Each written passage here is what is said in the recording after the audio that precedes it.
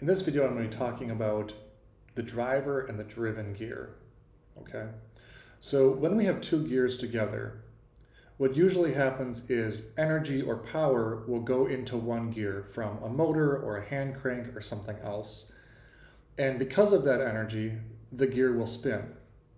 Now, because let's say this is our gear that is spinning because it's connected to a motor, because these two gears are meshing, if this gear spins, then this gear will spin. And so the energy is transferred from here to here. Now, if this gear is connected to the motor, we would say this gear is the driver. And if this gear is meshing with the driver gear and the energy is being transferred from here to here, we would call this gear the driven.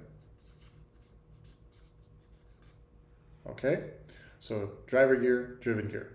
Now, sometimes students get a little confused. They think maybe that the size of the gear determines whether it is driver or driven. No. The only thing that matters when we're talking about whether a gear is a driver gear or a driven gear is which way is the energy going.